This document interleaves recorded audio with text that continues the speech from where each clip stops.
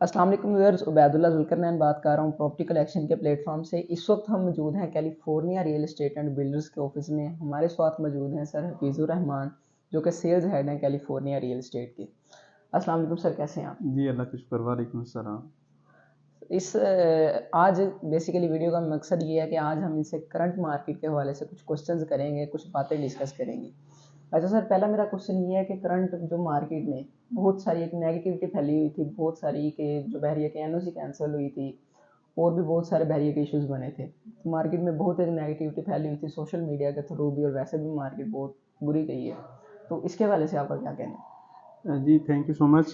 बिल्कुल, आपने एनओसीज का रेफरेंस दिया, ये नेगेटिविटी की बात की। कलेक्टिवली जो ये ईयर है प्रॉपर्टी के लिए कोई बहुत ज़्यादा साजगार नहीं था। जी। वो सिर्फ हम अगर बहरी टाउन कराची में हम डील करते हैं, बहरी टाउन को देख लें, आप पूरे कराची को देख लें या ओवरऑल पूरे पाकिस्तान में देख लें, तो बहुत ज़्यादा वो अच्छा ईयर जो है वो नहीं रहा। लेकिन वो नेगेटिविटी की जो बात की है ना, वो तो सो कॉल्ड नेगेटिविटी मैं उसको कहता हूँ।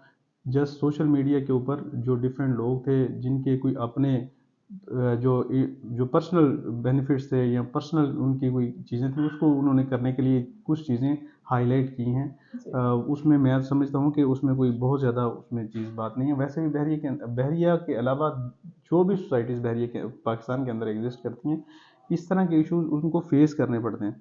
उसका वो इश्यूज फेस करने का जो उस अल्टीमेट है वो उस कंपनी की या वो मैनेजमेंट नहीं है। अल्टीमेट पाकिस्तान के अंदर जो इंफ्रास्ट्रक्चर या रेगुलेटरी बॉडीज़ हैं, वो अपने प्रॉपर लॉज नहीं बना पाती, प्रॉपर उनकी एग्जीक्यूशन नहीं करा पाती। और जब सारी चीज़ें हो जाती हैं, ऑन ग्राउंड डेवलप हो जाती हैं, तो डिफरेंट सोसाइटीज़ के बारे में सुनते हैं, ये अभी उसमें ये हो गया, अभी ये हो गया। लेकिन ये मैं समझता हूँ कि कलेक्टिव पॉलिसीज़ जो हमारे इन्फोर्समेंट अदारे हैं, अगर वो प्रॉपर फ्रेमवर्क के साथ स्टार्ट से लेके ये सारी एग्जीक्यूशन करें, तो इस तरह के मिसाइल सामने ना आए। लेकिन जो यहाँ के बारे में एनओसीज के बारे में बात की कि वो सारी चीज़ें सेटल डाउन हैं। आपने नोटिस किया होगा, जो बल्कि हमारे व्यूवर्स ने नोटिस किया होगा, कि वो 2 4 5 7 10 दिन काफ़ी ज़्यादा वो चीज़ें चली थी। लेकिन अल्हम्दुलिल्लाह बहरिया के अंदर सारी एक्टिविटीज़ स्मूथ लाइन चल रही हैं। बहरिया हेड ऑफिस की सारी एक्टिविटीज़ वो सारी ऑपरेशनल है, नॉर्मल है। और बहरिया के अंदर जितने लोग कंसर्न लोग काम कर रहे हैं, चाहे वो बिल्डर्स हैं, चाहे वो रियल एस्टेट्स की सर्विसेज दे रहे हैं, सारे ऑन ग्राउंड ऑपरेशनल्स हैं। अगर किसी को कोई डाउट हो तो वो कभी बहरिया विजिट कर सकता है। अच्छा सर, करंट मार्केट सिनेरियो में आप बायर्स को क्या मैसेज देना चाहेंगे? देखिए, मैं समझता हूँ कि रियल एस्टेट के अलावा भी हर बिजनेस के अंदर अप्स एंड डाउन्स आते हैं। जी। और हर हर टाइम जो है वो अलग तरह का होता है। अभी जो राइट नो रेट्स चल रहे हैं, वो चाहे मैं पीस ऑफ लैंड या प्लॉट्स की बात करूँ, वो कंस्ट्रक्टेड प्रॉपर्टी हो, वो प्लॉट्स हों, वो विलास हों, या आप दीगर बिल्डर्स, बहरिया के अंदर एक बड़ी तादाद है बिल्डर्स की जो मल्टी स्टोरी बिल्डिंग्स बना रही हैं। इन सब को कलेक्टिवली जो रेट अभी भी मार्केट में ऑफर हो रहे हैं, मैं नहीं समझता कि कभी भी फ्यूचर में इन रेटों पे जाएंगे। क्योंकि अप्रॉक्सीमेट जो है चीज़ें वो 2 3 साल पहले के जो रेट थे उस पे मिल रही हैं। बल्कि अच्छी बात यह है कि अभी आपको जो अंडर कंस्ट्रक्शन प्रॉपर्टी है, वो स्ट्रक्चर फार्म में है, वो 50% 70% प्रोजेक्ट्स पे काम हो रहा है, वहाँ भी आपको अवेलेबिलिटी मिल जाती है। और अगर मैं प्लॉट सेक्टर में देखूँ, तो प्लॉट्स के रेट जो हैं अप्रॉक्सीमेट कोई 40% 30 40% हर एरिया में कम हुए हैं। इसी तरह जो विलाज हैं, चाहे अपार्टमेंट्स हैं, उसमें जो रेट्स हैं काफ़ी बॉटम आउट हैं। तो ये बेस्ट टाइम है बाइंग का। हम आमतौर पे बाइंग तब करते हैं जब सारी मार्केट बहुत ज़्यादा शूट अप हो रही होती है, तो हमें शायद ज़्यादा कॉन्फिडेंस होता है कि जी हमें अभी बाय करना चाहिए। हालांकि वो प्रॉपर बाइंग का टाइम नहीं होता।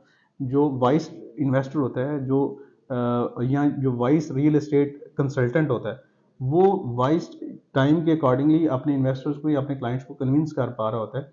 और मैं समझता हूँ कि अभी बहरिया के अंदर बेस्ट टाइम है, आप बहरिया के अंदर आएँ, बहरिया विजिट करें। एक दो दो वजह, एक तो ये है कि बहरिया की अपनी डेवलपमेंट अप्रोक्सीमेट जो है वो सारी चीज़ें रेडी हैं। आप किसी भी प्लॉट, किसी भी जगह जाना चाहें, आप ऑन ग्राउंड पिन लोकेशन पे जाके अपना प्लॉट ना सिर्फ विजिट कर सकते हैं, बल्कि आप खरीदने के फ़ौरन बाद कंस्ट्रक्शन कर सकते हैं। तो एक तो ये बात है। दूसरा, मैंने कहा कि अगर कोई रेडी बिल्ड प्रॉपर्टी या रेडी प्रॉपर्टीज में जाना है, तो वो बहुत अच्छे ऑप्शन हैं इस एरिया में। अच्छा सर, जैसे आपने बायर्स को मैसेज दिया, करंट मार्केट सिनेरियो में आप सेलर्स को क्या मैसेज देना चाहेंगे?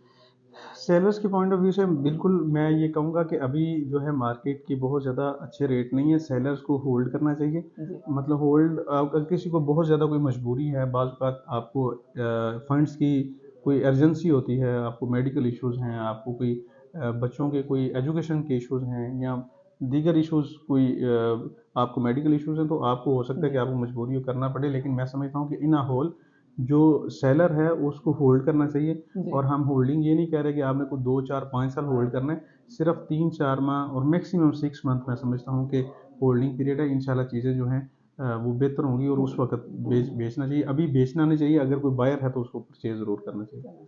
अच्छा सर, इम्पोर्टेंट क्वेश्चन और मैं समझता हूँ कि बहुत ही मेन क्वेश्चन है कि 2024 में आप मार्केट को कैसे देखते हैं? बिल्कुल बड़ा ज़बरदस्त क्वेश्चन है। मैं समझता हूँ कि सब क्वेश्चन से कंसर्न मोस्टली जो वेरियस के स्टेक होल्डर्स हैं, चाहे जी वो बायर्स हैं चाहे सेलर्स हैं, दोनों के पॉइंट ऑफ व्यू से ये मोस्ट कंसर्न क्वेश्चन है। जी 2023 जो है वो कोई बहुत ज़्यादा साजगार नहीं था, लेकिन हम होपफुल हैं कि 2024 एक ज़बरदस्त ईयर होगा और इंशाल्लाह। रियल एस्टेट के अंदर बहुत अच्छा काम होगा। उसकी मैं वजह बता देता हूँ।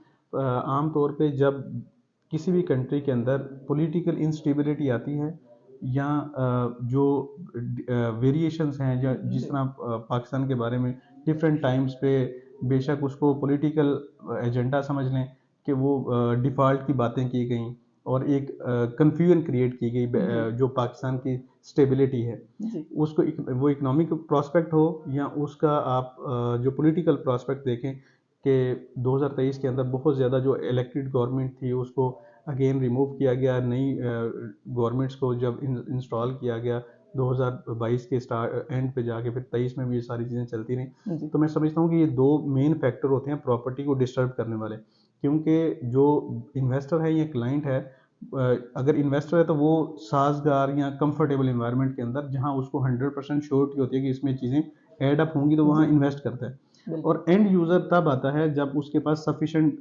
रिसोर्सेज जो उसने जमा किए होते हैं उसके पास पड़े हों। जी अब इन्फ्लेशन बहुत ज़्यादा हुआ, प्राइसेस बहुत ज़्यादा हुई, तो उनकी जो सेव मनी थी, जो एंड यूज़र है उसके पास उतनी बाइंग कैपेसिटी ना रही, और उधर से इन्वेस्टर भी अपनी पैसे नहीं लगा रहा क्योंकि उसको श्योरिटी नहीं है। और तीसरा जो इम्पैक्ट आया सबसे बड़ा, वो ये आया कि जो डॉलर के अगेंस्ट पाकिस्तानी करेंसी है या दीगर करेंसीज की वेरिएशन है वो बहुत ज़्यादा हुई। जी वो आप समझ लें कि डॉलर अगेंस्ट जो रुपीज़ है वो तकरीबन कोई 40-50 रुपए वेरिएशन आना नॉर्मल बात थी पाकिस्तान के अंदर। तो ये 3 डिफरेंट बड़े एस्पेक्ट हुए जिसकी वजह से जो रियल एस्टेट है बहुत ज़्यादा स्टेबल होके नहीं चल सकी। लेकिन अब इन तीनों चीज़ों को मैं समझता हूँ कि काफ़ी हद तक गवर्नमेंट ने कंट्रोल किया है। वो यहाँ के एडमिनिस्ट्रेटिव डिपार्टमेंट्स जो हैं, जो भी कलेक्टिवली गवर्नमेंट्स को लेके चल रहे हैं, उन्होंने इन्फ्लेशन को काफ़ी ज़्यादा कंट्रोल किया है। नो डाउट बहुत ज़्यादा सालगर हालात नहीं है, लेकिन वो जो पहले शॉर्टेज आ जाती थी ये चीज़ कम हो गई। एक कमोडिटी की शॉर्ट हुई, वो 1-2 माह बाद अगली कमोडिटी शॉर्ट हो गई, उसके बाद तीसरी कमोडिटी शॉर्ट हो गई। तो ये अनसर्टेनिटी है, जी इन्फ्लेशन को कंट्रोल किया। फिर जो करेंसी की वैल्यूएशन जो अप एंड डाउन है वो काफ़ी ज़्यादा स्टेबल है। पिछले 1-1.5 माह से 2 माह से जो करेंसीज की वेरिएशंस है उसको काफ़ी हद तक कंट्रोल किया। और फिर जो अभी पॉलिटिकल स्टेबिलिटी है वो काफ़ी ज़्यादा सर्टन हो गई है। इस तरह इलेक्शन कमीशन ने प्रॉपर अनाउंसमेंट कर दी है कि हम इलेक्शन अनाउंस कर रहे हैं, डेट अनाउंस जी हो गई है। तो आगे जो गवर्नमेंट आएगी हम उससे एक्सपेक्ट करते हैं कि वो पॉजिटिव पॉलिसीज़ बनाएगी। तो ये पूरे सर्कमस्टांसिस के अकॉर्डिंगली हम समझते हैं कि 2024 जो है एक बेस्ट ईयर होगा रियल एस्टेट के हवाले से। इंशाल्लाह। जो आना चाह रहा है बहरिया के अंदर या कहीं भी आप अवेलेबल हैं, आपके पास फंड्स अवेलेबल हैं, आप एंड यूज़र हैं, आप इन्वेस्टर हैं, आपको उसकी कंसर्न मार्केट को स्टडी करना चाहिए। आप प्रॉपर वहाँ विजिट करें, वहाँ के रियल एस्टेट कंसल्टेंट्स को आप ज़रूर उनको अप्रोच करें, उनसे उनकी एडवाइस उनकी वो लें। और ज़्यादा बेहतर है कि उन सोसाइटीज़ को आप ऑन ग्राउंड विजिट करें, तो आप एक अच्छा डिसीजन ले सकते हैं। थैंक यू सर जी। बस बहरिया टाउन कराची के हवाले से अगर आपकी कोई क्यूरी हो, कोई इन्फॉर्मेशन लेना चाहते हो, तो आप दिए गए नंबर पर कॉन्टैक्ट कर सकते हैं। देखते रहिए प्रॉपर्टी कलेक्शन। अल्लाह हाफिज़।